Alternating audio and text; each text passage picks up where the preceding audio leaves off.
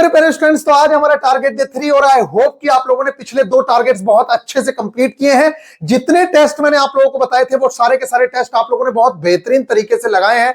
और गाइस, अगर आपने आज से एक एक चीज, क्योंकि अभी हम लोगों के पास बहुत टाइम है और जिस तरीके से आप लोगों को टारगेट्स कंप्लीट करवाए जा रहे हैं, आप 32,000 वैकेंसी में भी बहुत आसानी से सिलेक्शन ले सकते हैं। भगवान करे वैकेंसीज बढ़ जाएं, उसके लिए एफर्ट्स भी डाले जा रहे हैं और डाले जाएंगे आगे भी। लेकिन मैं आप लोगों को बता दूं, आपको अभी के हिसाब से 32,000 वैकेंसी ही मान के आप लोगों को अपनी तैयारी करनी है और उसमें से भी 12,000 वैकेंसीज निकाल देनी है, जो आप लोगों का एक्स सर्विसमैन का कोटा है और अप्रेंटिसशिप का कोटा है। तो आप ये मान के चलिए कि लगभग 19-20 हजार आप लोगों के पास वैकेंसीज हैं। और अगर आप ये सोच रहे हैं कि इन 19-20 हजार वैकेंसीज के लिए भी जब एग्जाम की डेट आ जाएगी मैं तब से पढ़ना स्टार्ट करूंगा और सिलेक्शन ले लूंगा, तो कहीं ना कहीं आप गलत सोच रहे हैं। अभी हम लोगों के पास टाइम है, आप लोगों के पास टाइम है। एक एक चीज का बहुत बेहतरीन तरीके से कॉन्सेप्ट क्लियर कर सकते हैं, एक एक चीज को हम बहुत अच्छे से कर सकते हैं। जब लास्ट टाइम पे क्रैश कोर्स चलते हैं मेरे प्यारे स्टूडेंट्स, सबसे ज्यादा बेनिफिट वही स्टूडेंट्स उठाते हैं जिन लोगों ने पहले सिलेबस को कंप्लीट किया हुआ होता है। तो वो लोग उस चीज में रिवीजन करते हैं और कुछ एक्स्ट्रा चीजों को करके अपने आप को बूस्ट कर लेते हैं, और उन लोगों को क्रैश कोर्स का सबसे ज्यादा फायदा होता है। इसलिए आप लोगों से हाथ जोड़कर रिक्वेस्ट की जा रही है, भले ही यहां मत तैयारी करो, जहां आपका मन करे वहां तैयारी करो, लेकिन मेरे प्यारे बच्चों आज से ही तैयारी में जुट जाओ। और अभी के लिए जो स्टूडेंट्स हमारे साथ लेट ज्वाइन हुए हैं उन लोगों के लिए ये खुशखबरी है कि सिर्फ ये टारगेट और कंप्लीट होना है। ये जैसे टारगेट मंडे के दिन जा रहा है, तो नेक्स्ट टारगेट अगले मंडे को आना था, लेकिन अगले मंडे को टारगेट नहीं आएगा, क्योंकि जो अगला मंडे से लेकर नेक्स्ट मंडे है, यानी कि ये मान के चलिए कि इस हफ्ते तो आप टारगेट डे 3 को कंप्लीट करेंगे, नेक्स्ट हफ्ते टारगेट ना आने के टारगेट नहीं आएगा। उस टारगेट ना आने की बजाय हम लोग इन तीनों के तीनों टारगेट्स का रिवीजन करेंगे। और ये हमारे लिए बहुत जरूरी हो जाता है कि सिर्फ पढ़ने से कभी सिलेक्शन नहीं हुआ है किसी का भी। अगर आप लोग रिवीजन को टाइम नहीं देते हैं तो मैं लिख के दे सकता हूं आप लोगों से, कितना भी पढ़ लीजिएगा सिलेक्शन नहीं हो सकता है। मेरे प्यारे बच्चों, रिवीजन की बहुत बहुत ज्यादा इंपॉर्टेंस है। रिवीजन कैसे करना होता है उसके रिगार्डिंग में मैंने वीडियो दी हुई है। तो हम लोग इस 3 टारगेट को कंप्लीट करने के बाद एक पूरा हफ्ता रिवीजन के लिए देंगे। इस रिवीजन वीक में जो स्टूडेंट्स पीछे छूट गए हैं वो अपने टारगेट्स को पीछे वालों को कंप्लीट कर सकते हैं।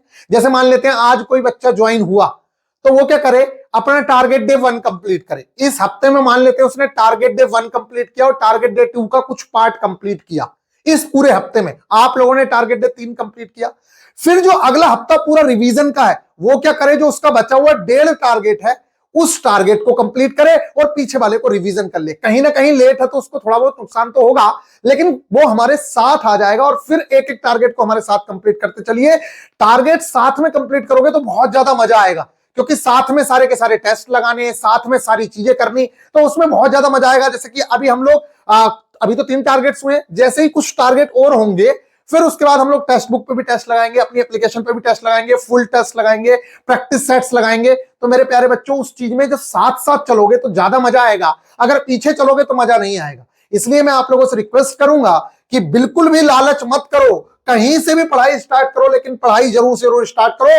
बहुत तगड़ा कंपटीशन है, बहुत तगड़ा कंपटीशन है। अगर इन 32,000 पोस्ट में आप लोगों को सिलेक्शन चाहिए तो आप ये मान के चलिए कि आपको 80 मार्क्स मिनिमम का टारगेट रखना है। मैक्सिमम मैं कह रहा हूं 90 लेके आओ, 95 लेके आओ, इससे कोई फर्क नहीं पड़ता, लेकिन मिनिमम 80 मार्क्स का टारगेट रखें। और जो अनरिजर्व कैटेगरी, वो अनरिजर्व कैटेगरी के अलावा जो कैटेगरी है ओबीसी, एससी, एसटी, ईडब्ल्यूएस, आप लोगों को भी 75 रॉ मार्क्स का टारगेट लेके चलना ही चाहिए। अगर आप इससे कम में सिलेक्शन सोच रहे हैं तो कहीं ना कहीं आप लोग बहुत अपने साथ गलत कर रहे हैं। इतना डिफिकल्ट पेपर आने के बावजूद भी 70 कट ऑफ गई हैं। तो आप समझ लीजिए उस टाइम पे 1 लाख पोस्ट थी तब ये हाल था, और अब तो यहां पर इतनी कम पोस्ट है, तो आप लोगों को कितना पढ़ने की आवश्यकता है। मेरे प्यारे बच्चों, बिना कोई टाइम वेस्ट किए हम लोग चलते हैं। उससे पहले अगर आप लोग चाहें तो जो टॉपर्स थे उनके मार्क्स देखना चाहो तो मैंने कम्युनिटी में लगा दिए हैं।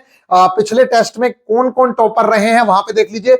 एनसीईआरटी के टेस्ट लगाने बहुत ज्यादा जरूरी है, मैंने आप लोगों को बताए हैं। एनसीईआरटी एग्जाम्पलर भी, एनसीईआरटी चैप्टर वाइज टेस्ट भी, और इसके साथ मैथ्स के चैप्टर वाइज टेस्ट, रीजनिंग के चैप्टर वाइज टेस्ट, ये सारे के सारे टेस्ट आप लोगों को लगाने ही लगाने हैं, तभी बेनिफिट मिलेगा, नहीं तो नहीं मिलने वाला है मेरे प्यारे बच्चों। ये है हम लोगों का टारगेट डे 3।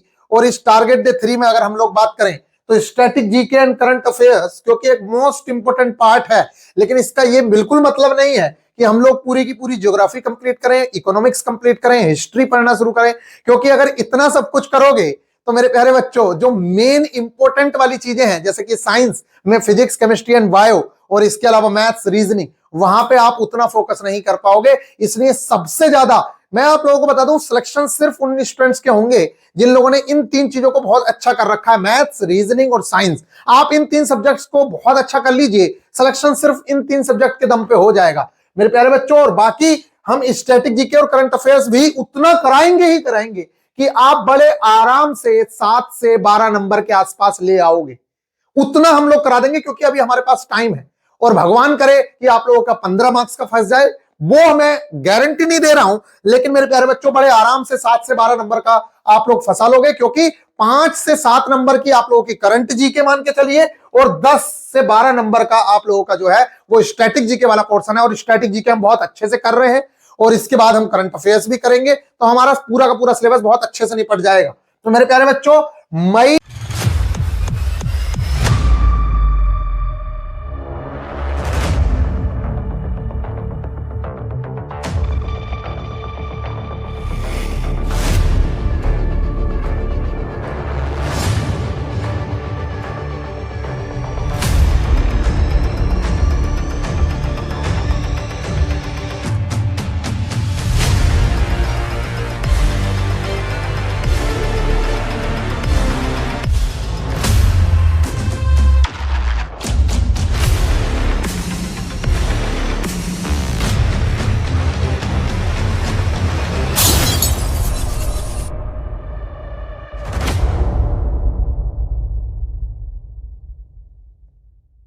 एंड जून की इंपॉर्टेंट डेट्स हम लोगों को कवर करनी है, जैसे कि इससे पहले आप लोग कवर कर चुके होंगे। तो सबसे पहले जरूर से जरूर कमेंट में बताइएगा कि विश्व पर्यावरण दिवस कब मनाया जाता है। इतना इंपॉर्टेंट है और बहुत बार आया है, तो जरूर से जरूर बताइएगा मेरे प्यारे बच्चों। नेक्स्ट जो है विश्व की प्रमुख झीलें, पिछली बार हमने भारत की प्रमुख झीलें पढ़ी थी, तो आप लोगों ने बहुत सारी झीलें पढ़ी होंगी, तो एक बार जरूर से जरूर बताइएगा कि बूलर झील कहां पर स्थित है। ये क्वेश्चन जरूर से जरूर जो मैं बोल रहा हूं इनको आप कमेंट बॉक्स में बताइएगा। तो 2 क्वेश्चंस आपके पास हो गए, विश्व पर्यावरण दिवस और बूलर झील कहां पर स्थित है। नेक्स्ट हम लोग इस बार पढ़ेंगे विश्व की प्रमुख झीलें। और पिछली बार हमने पढ़ा था कि भारत में जो नदियों के किनारे स्थित नगर है, जैसे कि भैया दिल्ली कौन सी नदी के किनारे बसा हुआ है, ऐसा क्वेश्चन पूछ लिया जाता है। बनारस कौन सी नदी के किनारे बसा हुआ है, समझ आ रही है। और इस बार महाकुंभ से भी क्वेश्चन पूछे जाएंगे, जैसे कि क्वेश्चन पूछा जा सकता है त्रिवेणी संगम, ठीक है, किन 3 नदियों का संगम है, वहां पर आकर कौन सी 3 नदियां मिलती हैं। कुंभ का अभी टॉपिक पूरा करवाएंगे, कुंभ समाप्त होने के बाद जितने भी डेटा आएगा वो पूरा का पूरा हम लोग करेंगे। और ये जरूर से बताइएगा, ये चलो क्वेश्चन पूछ लेता हूं मैं, 76वां जिला कौन सा बना है उत्तर प्रदेश के अंदर। जो 76वां जिला है उसे किसको 76वें जिले का नाम दिया गया है, आप लोग जरूर से जरूर कमेंट करके बताएं मेरे प्यारे बच्चों। इस बार हम लोग नदियों के किनारे स्थित नगर पढ़ेंगे, लेकिन वर्ल्ड के, जैसे कि लाहौर किस नदी के किनारे स्थित है, इस टाइप के क्वेश्चंस पूछे जाते हैं, समझ आ रही है। लंदन किस नदी के किनारे स्थित है, टेम्स नदी के किनारे कौन सा शहर स्थित है, ऐसे क्वेश्चन पूछे जाते हैं। तो मेरे प्यारे बच्चों, इस बार हम लोग पढ़ेंगे, पहले हमने भारत पढ़ा, अब हम विश्व पढ़ रहे हैं, बहुत ज्यादा इंपॉर्टेंट चीजें हैं। इसके अलावा भारत के लोक नृत्य पढ़ेंगे, जो फोक डांसेस हैं वो बहुत ज्यादा इंपॉर्टेंट होते हैं। शास्त्रीय नृत्य, क्लासिकल डांसेस हम लोग पढ़ने वाले हैं मेरे प्यारे बच्चों। जैसा कि मैं आप लोगों को बार बार बोलता हूं, जितने क्वेश्चंस मैं बोल रहा हूं अगर आप लोगों ने ये कमेंट में लिखे तो आप लोगों को वो चीजें याद भी हो जाती हैं। अब जैसे कि मैं आप लोगों से पूछ लूं, यहाँ पे 4 क्वेश्चंस मैंने यहाँ पे पूछ लिए हैं। इसके अलावा क्रिकेट T20 वर्ल्ड कप 2024, क्योंकि ये बहुत बड़ा इवेंट है, 4 साल में होता है, तो ऐसा तो है नहीं कि ग्रुप डी का एग्जाम में 4 साल लगेंगे। तो 2024 में हुआ है, तब भी 2025 के एग्जाम्स में T20 वर्ल्ड कप से क्वेश्चन पूछे जाएंगे। तो रनर अप टीम का नाम जरूर से जरूर आप लोग कमेंट में बताइएगा कि T20 वर्ल्ड कप में रनर अप कौन रहा है, बहुत ज्यादा इंपॉर्टेंट है। या उप विजेता कौन रहा है, एक होता है विजेता और एक होता है हारने वाली टीम। जो फाइनल में हारती है उसको ही रनर अप बोलते हैं, तो जरूर से जरूर बताइएगा। नेक्स्ट मेरे प्यारे स्टूडेंट्स, जो मोस्ट इंपोर्टेंट टॉपिक है वो हम लोगों का है साइंस के अंदर ग्रेविटेशन चैप्टर।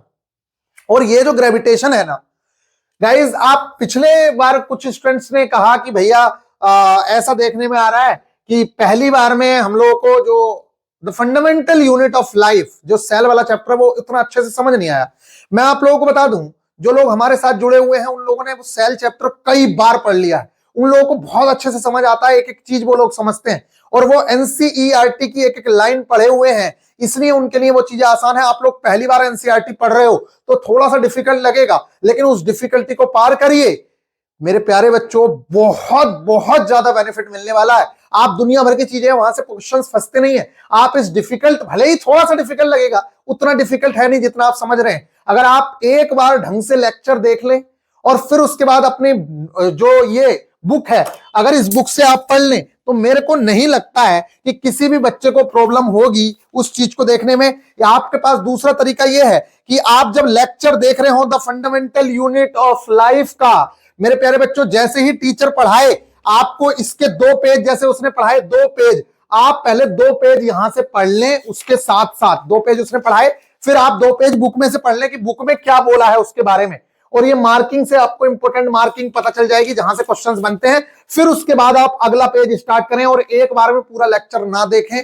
अगर आप एक बार में पूरा लेक्चर देखेंगे तो कहीं ना कहीं अगर पहली बार बायो पढ़ रहे हो तो दिक्कत होने की संभावनाएं हैं। नेक्स्ट जो चैप्टर है मेरे प्यारे बच्चों वो हम लोगों का गुरुत्वाकर्षण का है, और इसके बाद टिश्यू। जैसे पिछली बार सेल कंप्लीट किया, और ये हम लोगों के लिए खुशी की बात है कि सिर्फ 2 ही चैप्टर हैं। इस बार जो तीसरा चैप्टर है जीवों में विविधता, डाइवर्सिटी इन लिविंग ऑर्गेनिज्म, वो हट चुका है, वो चीज नहीं है अब। मेरे प्यारे बच्चों हमारे पास सिर्फ 2 चैप्टर्स हैं, एक टिश्यू वाला और एक सेल वाला।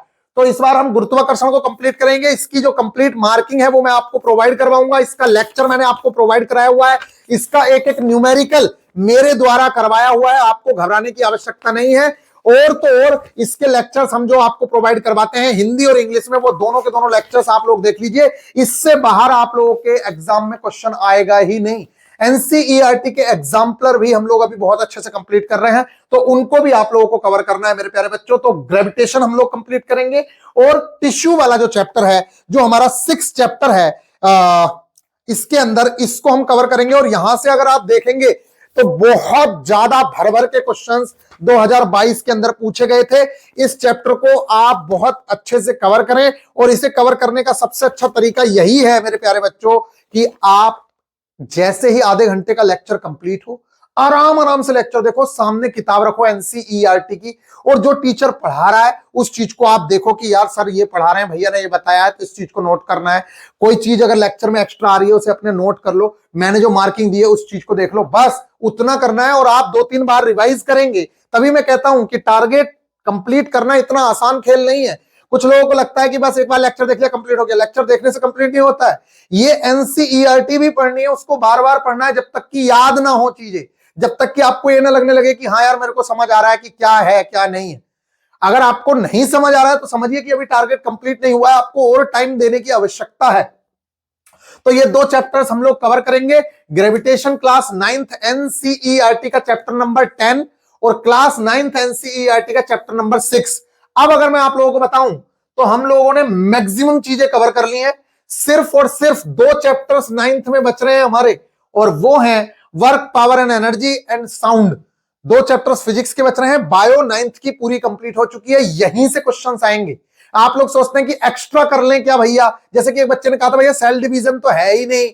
मैं आप लोगों को बता दूं, जो एनसीईआरटी में दिया है पहले आप उसको कर लो, चाहे उसमें कुछ भी दिया है पहले आप उसको करो, और जब ये कंप्लीट हो जाए आपका 100%, उसके बाद जो मन में आए करो और जो ना आए मत करो, क्योंकि सिलेबस तो यहीं से आना है और यहीं से पेपर फंसना है। अगर ये कंप्लीट हो गया तो इसके अलावा बाकी कुछ करना है तो करो एक्स्ट्रा में, नहीं तो मत करो, कोई दिक्कत नहीं है। तो ये दोनों चीजें एनसीईआरटी की चैप्टर्स हम करेंगे, इसके लेक्चर्स भी प्रोवाइड कराऊंगा, मार्किंग पीडीएफ भी मैं प्रोवाइड कराऊंगा, और तो और इसके जो टेस्ट हैं वो सारे के सारे वीआईपी गुरुजी ऑफिशियल एप्लीकेशन में है, उसको भी मैं प्रोवाइड कराऊंगा। नेक्स्ट है मैथ्स में, तो डेसिबल एंड फ्लेक्शन, इस चैप्टर को हम कवर करेंगे, और एपी, जीपी एंड एचपी, इस चैप्टर का हम बेस जरूर से जरूर क्लियर करेंगे। वैसे ये बहुत छोटा सा चैप्टर है, 1 से 2 घंटे का चैप्टर है, हमारे पास पूरा 1 हफ्ते का टाइम है, तो बहुत बेहतरीन तरीके से इसको हम कवर करने वाले हैं। तो तीसरे टारगेट में मैथ्स का जो टारगेट है आपका ये टारगेट है। इसके बाद अगर मैं बात करूं तो रीजनिंग के अंदर हम बात करेंगे वाटर एंड मिरर इमेज की। ये थोड़ा सा सिंपल कर दिया है कि 2 चैप्टर्स आपने काफी अच्छे लेवल के कर लिए हैं, तो अब इसके बाद वाटर एंड मिरर इमेज करिए, बहुत ही सिंपल चैप्टर है। इसके अलावा paper cutting and folding, paper cutting and folding भी कोई बहुत डिफिकल्ट चैप्टर नहीं माना जाता, बहुत आसान सा चैप्टर है। प्रीवियस ईयर क्वेश्चंस बहुत ज्यादा जरूरी हैं, तो जो एनालॉजी एंड सिमिलैरिटी अभी आप लोगों ने चैप्टर किया है उसके जो प्रीवियस ईयर क्वेश्चंस हैं वो मैं आप लोगों को सेंड करूंगा, उन क्वेश्चंस को जरूर से जरूर करिएगा। अगर आप लोग अपने प्रीवियस ईयर 2024 के क्वेश्चन साथ साथ करते चलते हैं तो आप ये मान के चलिए कि आपकी तैयारी पूरी हो चुकी है, क्योंकि 2018 से लेकर 22 तक के जो क्वेश्चंस हैं वो तो आप लोग लेक्चर्स में कवर कर ही रहे हैं, साथ में अपने प्रीवियस ईयर क्वेश्चंस 2024 और देख ले रहे हो, उससे ज्यादा करने की आवश्यकता नहीं है। आप पूरी तरीके से परिपूर्ण हैं और अपनी लिमिट को सेट करना जरूर से जरूर सीखिए। ऐसा ना हो कि एक चैप्टर के 500 क्वेश्चंस लगाने के चक्कर में एक ही चैप्टर का टारगेट पूरा करते रह जाओ और बाकी चीजें छूट जाएं। तो मेरे प्यारे बच्चों देखो, एक साथ सारी चीजें इसलिए करना भी जरूरी नहीं होता है क्योंकि अभी जब हम आगे प्रैक्टिस करेंगे उस टाइम पे भी हम लोग बार बार हर टेस्ट के अंदर हर चैप्टर से क्वेश्चंस करने वाले हैं। अगर हमारा कोई चैप्टर का कॉन्सेप्ट वीक होगा तो हम उस टाइम पे भी आकर रिवाइज कर सकते हैं। अगर हम एक ही दिन पहले ही दिन सारी चीजों पर लिपटने की कोशिश करें कि हम तो इसके अंदर तक जाएंगे, इस पे पीएचडी करोगे, तो आप फंसे रह जाओगे, आगे नहीं निकल पाओगे। इसलिए मेरे प्यारे बच्चों इस चीज का ध्यान देना बहुत जरूरी है। तो इन चीजों को हम लोगों को कवर करना है। रिवीजन बहुत बहुत ज्यादा जरूरी है। 3 से 4 चैप्टर हम लोगों के रीजनिंग में हुए, 4 चैप्टर हमारे मैथ्स में हुए, 4 से 5 चैप्टर्स हम लोगों के साइंस में हुए और स्टैटिक जीके में तो हम लोग टॉपिक्स कवर कर ही रहे हैं। तो इस टारगेट को कंप्लीट करिए, फिर इसके बाद हम लोगों का अगला हफ्ता जो है वो रिवीजन का है और रिवीजन करने के बाद फिर 100 क्वेश्चंस का आप लोगों का टेस्ट होगा। उसमें आप लोगों को सारे के सारे क्वेश्चंस इन 3 टारगेट से ही मिलने वाले हैं, जो ये 3 टारगेट्स हैं। तो आप लोगों से हाथ जोड़ के रिक्वेस्ट की जाएगी कि अपना इतना अच्छा लेवल रखना, इतना अच्छा लेवल रखना, बिना नकल करे आप लोग मिनिमम 80 प्लस मार्क्स लेके आए।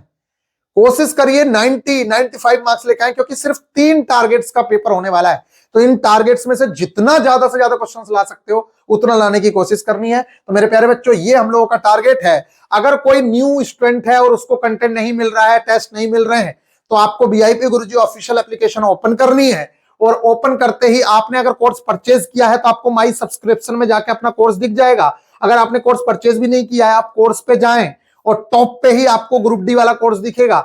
इसकी जो फीस है 450 रुपए न्यू स्टूडेंट्स के लिए है लेस करके, और 399 रुपए ओल्ड स्टूडेंट के लिए है अगर हमारा कोई पुराना विद्यार्थी है। यहाँ पे व्यू कोर्स में जाएंगे, व्यू कोर्स में जाते ही आप लोग देखेंगे कि इंट्रोडक्शन एंड गाइडेंस के अंदर सब कुछ बताया हुआ है कि क्या आपको कंटेंट नहीं मिल रहा है तो ये वीडियो देखिए, सब कुछ क्लियर हो जाएगा। टारगेट कंप्लीट करने का बेस्ट मेथड, ऐसे पढ़ो कंप्लीट हो जाएगा। रिवीजन इस तरीके से करना है, इस वीडियो को जरूर से जरूर देख लेना, सारी की सारी चीजें इसमें बताई गई हैं। इसके अलावा मोस्ट इंपोर्टेंट मेरे प्यारे बच्चों, टारगेट की जो वीडियोस है वो यहाँ पे आप लोगों को मिल जाएंगी। क्या एग्जाम का पैटर्न है, टारगेट डे 0 क्या था, टारगेट डे 1 क्या था, टारगेट डे 2 क्या था, ये सारी की सारी चीजें। अब इसका आप लोगों को लग रहा होगा कि टारगेट डे 1 के लेक्चर्स कहां पे हैं। मेरे प्यारे बच्चों उसके लिए आपको टेलीग्राम पे आना है और ये जो टेलीग्राम है इस ग्रुप के अंदर जाएंगे, आप देखेंगे कि यहाँ पे सारी की सारी चीजें यहाँ पे पड़ी हुई हैं। ये आप देखिए टारगेट डे 2, यहाँ पे आप लोगों को पिन मैसेज दिखेंगे, ये टारगेट डे 2 है। पिन देखिए टारगेट डे 2 आ गया, यहाँ पे देखेंगे तो टारगेट डे 1 आ गया, और इसको स्क्रॉल करोगे तो इसके नीचे जाके आपको सारा का सारा मटेरियल, टारगेट डे 1 की पीडीएफ, टारगेट डे 1 कंटेंट, उसके लेक्चर्स, यहाँ पे जो मैं समझा रहा हूं आपको सारी की सारी चीजें यहाँ पे मिल जाएंगी। आपको कहीं भटकने की कोई आवश्यकता नहीं होगी। मेरे प्यारे बच्चों आप सिर्फ पिन मैसेज करें, यहाँ पे जो भी टारगेट में दिया हुआ है, जैसे टारगेट डे 0 से स्टार्ट करें तो ज्यादा बेहतर होगा। टारगेट डे 0 में एक एक चीज यहाँ पे दी गई है, आप लोगों को सब कुछ यहाँ पे देखने को मिल जाएगा। जो भी आपको जरूरत है ये उसकी पीडीएफ है, आप डाउनलोड करेंगे आपको पीडीएफ भी मिल जाएगी। और अगर आपको बाकी चीजें चाहिए तो मेरे प्यारे स्टूडेंट्स यहाँ पे आएंगे फाइल्स में, और फाइल्स वाले सेक्शन में देखो एनसीईआरटी की मार्किंग वार्किंग सब कुछ आप लोगों को मिल जाता है। जैसे कि अभी आप लोगों का मन है कि भैया मैं एनसीईआरटी की मार्किंग देखना चाहता हूं, आप यहां से डाउनलोड करिए। किस चैप्टर की चाहिए तो देखो चैप्टर नंबर 5 जीवन की मौलिक इकाई, chapter number 9 force and laws of motion, तो इसकी मैंने डाउनलोड की और अब देखिए यहां से मैं ओपन करके इसको देख सकता हूं। तो सारी की सारी चीजें आप लोगों के पास अवेलेबल है। बस आप लोगों को यूज करना आना चाहिए। देखिए force and laws of motion की मार्किंग यहाँ पे आप लोगों को मिल जाएगी, एक एक चीज को यहाँ पे समझाया हुआ रहता है, और इसके लेक्चर जो हैं वो आप लोगों को टेलीग्राम ग्रुप के अंदर सारे के सारे लेक्चर्स विद लिंक वहां पे दिए हुए हैं। तो मेरे प्यारे बच्चों ये सारी की सारी चीजें हैं। इसके अलावा अगर मैं बात करूं तो आप लोगों का मन होता होगा टेस्ट लगाने का, तो मेरे प्यारे बच्चों सारे के सारे टेस्ट यहाँ पे अवेलेबल है। मैथ्स के चैप्टर वाइज टेस्ट, रीजनिंग के चैप्टर वाइज टेस्ट, और एनसीईआरटी पे अगर क्लिक करोगे तो देखिए अभी फिजिक्स के चल रहे हैं तो फिजिक्स के टेस्ट लगाने हैं, बायो के टेस्ट लगाने हैं तो आपको यहाँ पे बायो पे क्लिक करना है। और जैसे आपने the fundamental unit of life cover किया तो the fundamental unit of life का टेस्ट आप लोगों ने नहीं लगाया हो तो इस टेस्ट को जाके लगाइए। क्लास 9th चैप्टर एनसीईआरटी 6 का टिश्यू चैप्टर, इसका आप लोग टेस्ट लगाइए। इस तरीके से सारे के सारे जो टेस्ट हैं वो यहाँ पे पड़े हुए हैं, तो इन टेस्टों का आप लोग लुत्फ उठा सकते हैं। तो मेरे प्यारे बच्चों बहुत ही नॉमिनल सी फीस में आप लोगों को सारे के सारे टेस्ट और सारी की सारी टेस्ट सीरीज और इसके अलावा सारे के सारे लेक्चर्स, सारा कंटेंट हम लोग प्रोवाइड करा रहे हैं, अपने नोट्स, एनसीईआरटी की मार्किंग बहुत ही नॉमिनल सी फीस में आप लोगों की तैयारी कराई जा रही है। तो अगर आप चाहें तो हमारे साथ जुड़ सकते हैं। मिलेंगे नेक्स्ट वीडियो में। और ये बहुत अच्छा किया है, जैसे एएलपी सीबीटी 2 में अभी बहुत सारे बच्चे सिर्फ वेट कर रहे हैं कि भैया हम लोगों का रिजल्ट कब आएगा, हमारे बच्चों का सिलेबस कंप्लीट होने को है। ये बहुत बड़ी बात है, जहां पे लोग अभी वेट ही कर रहे हैं और हम लोगों का सिलेबस कंप्लीट होने वाला है। तो मेरे प्यारे बच्चों ये बहुत बड़ी बात है। जब रिजल्ट आएगा उसके बाद हमारे बच्चे रिवीजन में लगेंगे, इनके मन में कोई डर नहीं होगा और ये लोग उन लोगों से आगे रहेंगे जो रिजल्ट के बाद पढ़ना स्टार्ट करेंगे। मिलेंगे नेक्स्ट वीडियो में। और यही हाल आप लोगों का रहने वाला है। अगर आप लोगों ने अभी से तैयारी नहीं की तो फिर आप लोग लास्ट टाइम पे डरते रहोगे एग्जाम से, और ये लोग अपना रिवीजन करेंगे और आपसे ज्यादा मार्क्स लेके आएंगे। मिलेंगे नेक्स्ट वीडियो में। ख्याल रखिएगा, टेक केयर।